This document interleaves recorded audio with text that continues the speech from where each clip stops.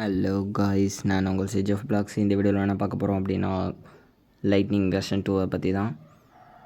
எப்படி வெர்ஷன் 2 போடுறோம் அப்படின்றத இந்த வீடியோவில் தெளிவாக பார்க்கலாம். நம்ம இப்போ முதல்ல லைட்னிங்கை சாப்பிட்றோம். M1ம் Z மூவ் மட்டும் தான் இருக்குது. ஆமாம், எல்லா ஃப்ரூட்டும் சாப்பிட்டாலும் ஃபஸ்ட்டு இது ஒன்று தானே இருக்கும்.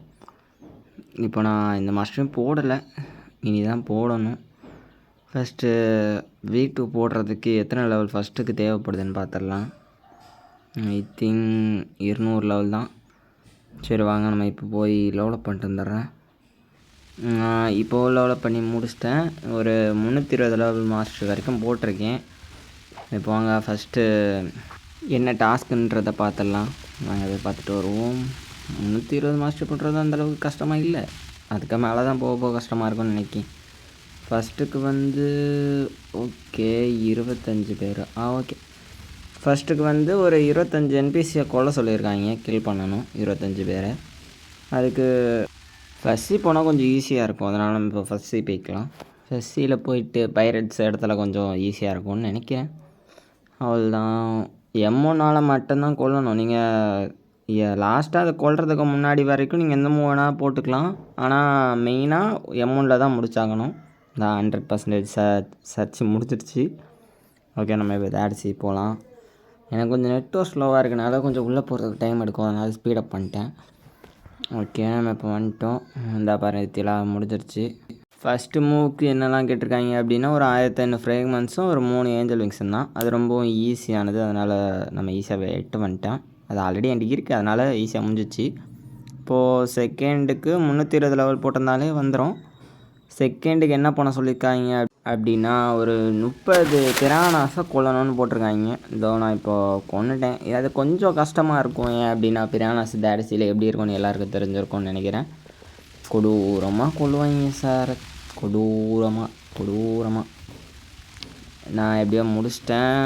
ஓகே, நம்ம இப்போது அதுக்கு என்னென்ன மெட்டீரியல்ஸ் வேணுன்றதை பார்ப்போம். அதாவது ஒரு 3 எலக்ட்ரிக் விங்ஸும் 2000 ஃப்ரேக்மெண்ட்ஸை கேட்டிருக்காங்க. இது ஈஸி தான். நான் இப்போ ஒரு 500 மாஸ்டரி போட்டேன், அதனால் 3வது இதுக்கு கேட்டாங்க. 3வது என்ன டாஸ்க்கு அப்படின்னா, ஒரு 200 வாட்டி இந்த பின்னாடி இருக்க ஆப்ஸ் திரும்ப வரணும். எதுக்கு என்ன பண்ணணுன்னா, இந்த இசட் மூவ் ஹோல்டு பண்ண அப்படின்னா ஒரு சின்ன ட்ராகன் வரும்ல, அந்த மாதிரி அதை மூவ்ஸை போட நமக்கு இந்த இது வந்துக்கிட்டே இருக்கும். அதே மாதிரி F மூவ் போட 4 ஆப்ஸுக்கு மாறிக்கிட்டே இருக்கும்ல, அந்த மூவ் யூஸ் பண்ணியும் இந்த ஆப்ஸை ரிட்டன் எடுத்துக்கலாம். அதுவும் இல்லையா, உங்களுக்கு கொஞ்சம் போர் அடிக்குது அப்படின்னா அந்த V மூவ் இருக்குல்ல, அதை போட்டு கூட இது பண்ணிக்கலாம். ஆனால் என்னை பொறுத்த வரைக்கும் அந்த F மூவ் போட்டு இது பண்ணுறது தான் கொஞ்சம் ஈஸின்னு சொல்லுவேன். ஓகே, நான் இப்போ அதை முடிச்சிட்டேன். இப்போது வாங்க அடுத்ததுக்கு என்னெல்லாம் தேவைன்னு பார்ப்போம். மெட்டீரியல்ஸ் கொஞ்சம் அதிகமாக கேட்பாங்க. 6000 ஃப்ரேக்மெண்ட்ஸ் கேட்டிருக்காங்க. 6000 ஃப்ரேக்மெண்ட்ஸு, 5 எலக்ட்ரிக் விங்ஸு, ஒரு வால்ட் கேப்சூல். அவ்வளோதான், முடிச்சாச்சு. இது 3வது டாஸ்க்கு எல்லாருக்கும் தெரியும்னு நினைக்கிறேன். இன்னொரு லைட்டிங் ஃப்ரூட்டை சாப்பிட்ணும். இது ட்ரேட் பண்ணி வாங்குறது கொஞ்சம் கஷ்டமாக தான் இருக்கும். பட்டு நீங்கள் கொஞ்சம் நல்ல ஃப்ரூட்ஸ் எல்லாம் வச்சுருந்தீங்கன்னா கொஞ்சம் ட்ரேட் பண்ண கிடச்சிரும்.